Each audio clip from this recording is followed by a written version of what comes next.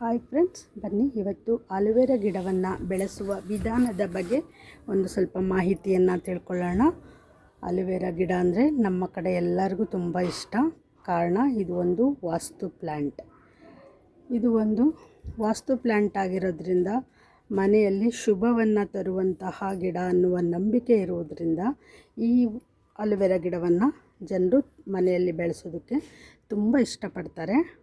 ಹಾಗಾಗಿ ಈ ಗಿಡವನ್ನು ಬೆಳೆಸುವ ವಿಧಾನದ ಬಗ್ಗೆ ಸ್ವಲ್ಪ ಮಾಹಿತಿಯನ್ನು ತಿಳ್ಕೊಳ್ಳೋಣ. ಇದುವರೆಗೂ ಯಾರೆಲ್ಲ ನನ್ನ ಚಾನಲ್ನ ಸಬ್ಸ್ಕ್ರೈಬ್ ಮಾಡಿಲ್ಲ ಅಂಥವರು ದಯವಿಟ್ಟು ಸಬ್ಸ್ಕ್ರೈಬ್ ಮಾಡಿಕೊಂಡು ವಿಡಿಯೋವನ್ನು ನೋಡಿ. ಹಾಗೆ ವಿಡಿಯೋಯಿಂದ ಬೇರೆ ಯಾರಿಗಾದರೂ ಉಪಯೋಗ ಆಗುತ್ತೆ, ನಿಮ್ಮ ಸ್ನೇಹಿತರಿಗೆ, ಪರಿಚಯಸ್ಥರಿಗೆ ಅಂದರೆ ಅಂಥವರಿಗೆ ಶೇರ್ ಮಾಡಿ. ಬನ್ನಿ ವಿಡಿಯೋವನ್ನು ಸ್ಟಾರ್ಟ್ ಮಾಡೋಣ. ಹಾಗೆ ವಿಡಿಯೋವನ್ನು ಪೂರ್ತಿಯಾಗಿ ನೋಡಿ. ವಿಡಿಯೋದ ಪ್ರತಿಯೊಂದು ಸೆಕೆಂಡ್ ಕೂಡ ಗಿಡದ ಬಗ್ಗೆ ಉಪಯುಕ್ತ ಮಾಹಿತಿಗಳನ್ನು ಹೊಂದಿದೆ. ಹಾಗೆ ವಿಡಿಯೋವನ್ನು ನೋಡುವಾಗ ಹೈಪ್ ಪಾಯಿಂಟ್ ಕೊಡೋದಿರ್ಬೋದು, ಲೈಕ್ ಬಟನ್ ಪ್ರೆಸ್ ಮಾಡೋದಿರ್ಬೋದು, ಹಾಗೆ ಕಾಮೆಂಟ್ ಮಾಡೋದನ್ನು ದಯವಿಟ್ಟು ಮರಿಬೇಡಿ. ಆಲೋವೆರಾ ಗಿಡವನ್ನು ಒಂದು ಪ್ಯಾಷನ್ ಗಿಡವಾಗಿ ಅಥವಾ ಒಂದು ಅಲಂಕಾರಿಕ ಗಿಡವಾಗಿ ಮನೆಯೊಳಗೂ ಕೂಡ ಇದನ್ನು ಬೆಳೆಸ್ಬೋದು. ಆದರೆ ಮನೆ ಒಳಗೆಲ್ಲ ಇದು ಬೆಳೆಯೋದು ಸ್ವಲ್ಪ ಕಷ್ಟ. ಅಂತಹ ಸಂದರ್ಭದಲ್ಲಿ ಎಲೆಗಳು ತುಂಬ ಚೆನ್ನಾಗಿ ಬರಲ್ಲ, ಕಡ್ಡಿ ರೀತಿ ಒಂದು ರೀತಿ ಸುರುಳಿ ಸುತ್ತಕೊಂಡ ಎಲೆಗಳ ರೀತಿ ಆಗೋಗುತ್ತೆ. ಹಾಗಾಗಿ ಇದಕ್ಕೆ ಮಿನಿಮಮ್ ಸನ್ಲೈಟ್ ಅಂತೂ ಬೇಕೇ ಬೇಕು. 80 ಡಿಗ್ರಿಯಿಂದ 25 ಡಿಗ್ರಿವರೆಗಿನ ಸನ್ಲೈಟ್ನ ಅವಶ್ಯಕತೆ ಇರುತ್ತೆ. ಅಥವಾ ತುಂಬ ಬಿಸಿಲಿರೋಂತಹ ಜಾಗದಲ್ಲೂ ಕೂಡ ಈ ಗಿಡವನ್ನು ನಾವು ಬೆಳೆಸೋದಕ್ಕಾಗಲ್ಲ.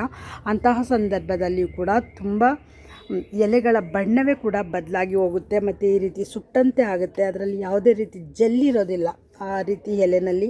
ಹಾಗೆ ಅಂತಹ ಸಂದರ್ಭದಲ್ಲಿ ಈಗ ಎಲೆ ಸುಟ್ಟಂತೆ ಆಗುತ್ತೆ, ತುದಿ ಭಾಗ ಎಲ್ಲ ಈ ಥರ ರೆಡ್ಡಿಶ್ ಆಗಿ ಸುಟ್ಟೋದಂತೆ ಆಗುತ್ತೆ. ಹಾಗಾಗಿ ಇದನ್ನು ತುಂಬ ಬಿಸಿಲಲ್ಲಿ ಇಟ್ಟು ಈ ಗಿಡವನ್ನು ಬೆಳೆಸೋದಕ್ಕೆ ಸಾಧ್ಯ ಇಲ್ಲ. ಸಾಧ್ಯವಾದಷ್ಟು 18 ಡಿಗ್ರಿಯಿಂದ 25 ಡಿಗ್ರಿ ಒಳಗಡೆ ಇದಕ್ಕೆ ಟೆಂಪ್ರೇಚರ್ ಸೂಕ್ತವಾದಂತಹ ಹವಾಮಾನ ಅಂತ ಹೇಳ್ಬೋದು. ಅಥವಾ ನಾವು ಈ ಗಿಡವನ್ನು ಬಿಸಿಲಲ್ಲೇ ಹಾಕಿ ಬಿಸಿಲಲ್ಲೇ ಕೂಡ ಈ ಗಿಡವನ್ನು ಬೆಳೆದಾಗಲೂ ಕೂಡ ಈ ಗಿಡ ಸೆಟ್ ಆಗುತ್ತೆ. ಆದರೆ ಇದರದ್ದು ಪಾಟಿಂಗ್ ಮಿಕ್ಸ್ಚರ್ ಬಂದು ತುಂಬ ಮರಳು ಮಿಶ್ರಿತ ಮಣ್ಣಾಗಬೇಕು. ತುಂಬ ಗಟ್ಟಿಯಾದಂತಹ ಮಣ್ಣು ಅವೆಲ್ಲ ಆದರೆ ಈ ಗಿಡ ಬೆಳೆಯಲ್ಲ. ಮತ್ತು ಗಿಡದ ಬೆಳೆಯೋದಕ್ಕೆ ಪಾಟ್ ಸೈಜು ಕೂಡ ತುಂಬ ಚಿಕ್ಕದಾದರೆ ಸಾಕು. ಬೇರೇನು ಇದು ತುಂಬ ಡೀಪ್ಗೆಲ್ಲ ಹೋಗಲ್ಲ.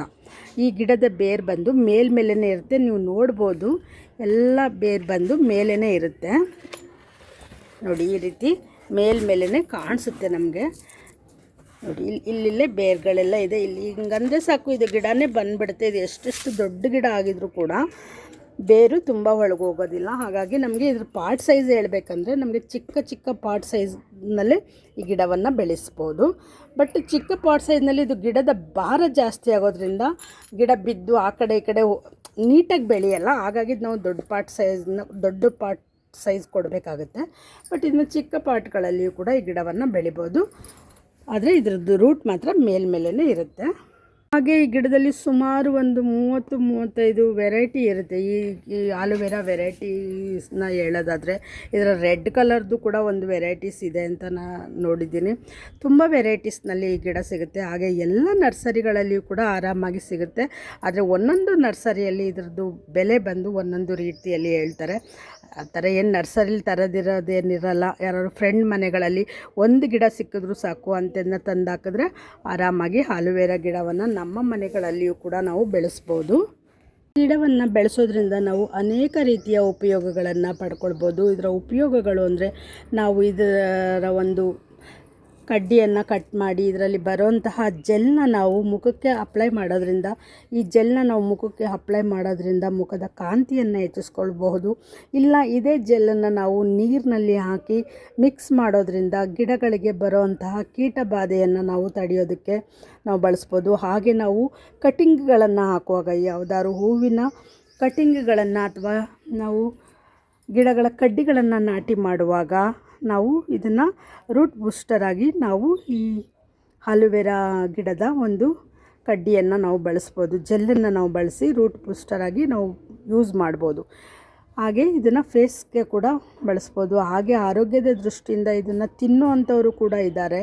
ನಾನು ತುಂಬ ಜನ ನೋಡಿದ್ದೀನಿ, ಸ್ಟಮಕ್ ಎಲ್ಲ ಕ್ಲೀನ್ ಆಗುತ್ತೆ ಅಂತೇಳಿ ಮತ್ತು ಫ್ಯಾಟ್ ಲಾಸ್ ಆಗುತ್ತೆ ಅಂತೇಳಿ ತಿನ್ನೋವಂಥವ್ರು ಕೂಡ ಇದ್ದಾರೆ. ಅನೇಕ ರೀತಿಯ ಔಷಧೀಯ ಗುಣಗಳನ್ನು ಈ ಆಲೋವೆರಾ ಗಿಡ ಹೊಂದಿದೆ. ಹಾಗಾಗಿ ಸಾಮಾನ್ಯವಾಗಿ ಇದು ಎಲ್ಲ ರೀತಿಯ ಅನುಕೂಲವನ್ನು ತರುವಂತಹ ಗಿಡನೇ ಇದು. ಆರೋಗ್ಯಕ್ಕಿರ್ಬೋದು, ಚರ್ಮಕ್ಕೆ ಒಳ್ಳೆ ಕಾಂತಿಯನ್ನು ತರೋದಕ್ಕಿರ್ಬೋದು, ಅಥವಾ ನಮ್ಮ ಗಿಡಗಳಿಗೆ ರೋಗನಾಶಕವಾಗಿ ಪೆಸ್ಟಿಸೈಡ್ಗಳನ್ನ ಕಡಿಮೆ ಮಾಡ್ಕೊಳ್ಳೋದಕ್ಕೆ ಬಳಸೋದಕ್ಕೆ ಅತ್ಯುತ್ತಮವಾದಂತಹ ಗಿಡ ಆಲೋವೆರಾ ಗಿಡ. ಹಾಗಾಗಿ ಎಲ್ಲರೂ ಮನೆಯಲ್ಲೂ ಆಲೋವೆರಾ ಗಿಡ ಇದ್ದರೆ ಒಂದಲ್ಲ ಒಂದು ರೀತಿಯಲ್ಲಿ ಉಪಯೋಗಕ್ಕೆ ಬಂದೇ ಬರುತ್ತೆ. ಹಾಗೆ ಈ ಆಲೋವೆರಾ ಗಿಡವನ್ನು ಒಂದು ಏರ್ ಪ್ಯೂರಿಫೈಯರ್ ಪ್ಲ್ಯಾಂಟ್ ಅಂತ ಕೂಡ ಹೇಳ್ತಾರೆ. ಗಾಳಿಯಲ್ಲಿ ಇರುವಂತಹ ವಿಷಕಾರಿ ಅಂಶಗಳನ್ನು ಹೀರ್ಕೊಂಡು ಗಾಳಿಯನ್ನು ಶುದ್ಧ ಮಾಡಿಕೊಡುತ್ತೆ ಅಂತೇಳಿ ಈ ಪ್ಲ್ಯಾಂಟನ್ನು ಒಂದು ಏರ್ ಪ್ಯೂರಿಫೈಯರ್ ಪ್ಲ್ಯಾಂಟ್ ಅಂತ ಕೂಡ ಹೇಳ್ತಾರೆ. ಈ ಗಿಡ ಹೇಳ್ಬೇಕಂದ್ರೆ ಬೇಸಿಗೆ ಕಾಲದಲ್ಲಿ ತುಂಬ ಚೆನ್ನಾಗಿ ಬೆಳೆಯುತ್ತೆ.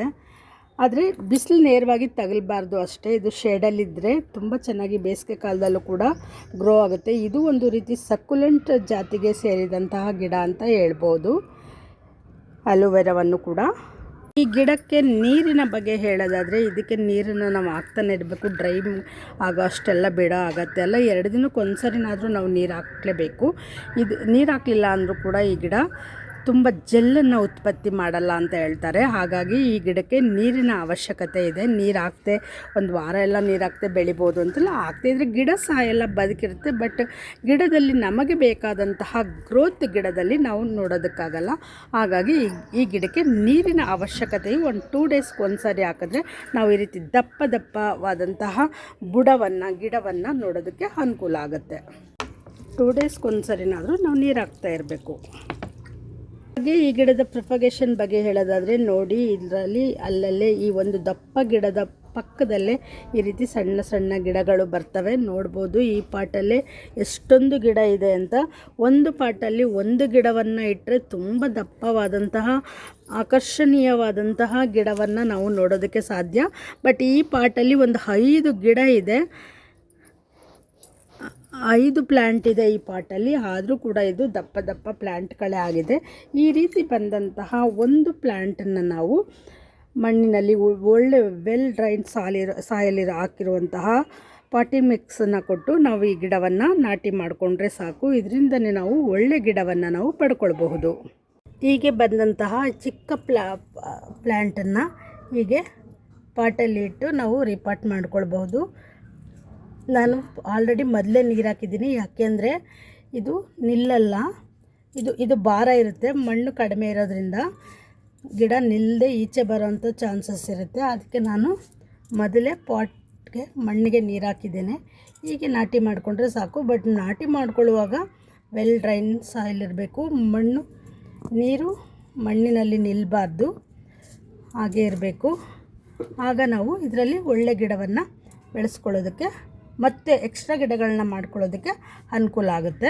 ಹಾಗೆ ನಾವು ಈ ಗಿಡವನ್ನು ರೋಗಮುಕ್ತವಾಗಿ ಇಟ್ಕೋಬೇಕು ಅಂದರೆ ಈ ಗಿಡದಲ್ಲಿ ಬಂದಂತಹ ಎಲ್ಲೋ ಎಲೆಗಳನ್ನು ಅಥವಾ ಈ ಥರ ಒಣಗಿದಂತಹ ಎಲೆಗಳನ್ನು ಕಟ್ ಮಾಡಿ ತೆಗಿಬೇಕು.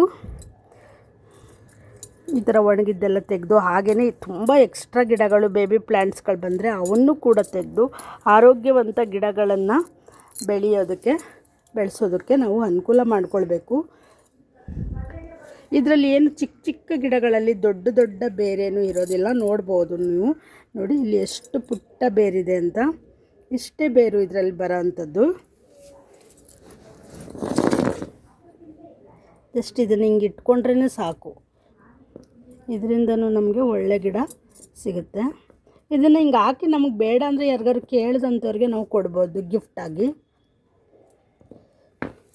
ಹೀಗೆ ನೋಡ್ಕೊಳ್ಳೋದ್ರಿಂದ ನಾವು ಒಳ್ಳೆ ಗಿಡವನ್ನು ಬೆಳೆಸ್ಬೋದು. ಆವಾಗವಾಗ ಇದೊಂದು ಕ್ಲೀನಿಂಗ್ ಕೂಡ ಮಾಡ್ಕೊಳ್ಬೇಕು. ತುಂಬ ಕ್ಲೀನಿಂಗ್ ಅಂತೇನು ಬರಲ್ಲ. ನಮ್ಮಲ್ಲಿ ನಾನು ಸ್ವಲ್ಪ ನೆರಳಲ್ಲೇ ಇಟ್ಟಿದ್ದೀನಿ, ಹಾಗಾಗಿ.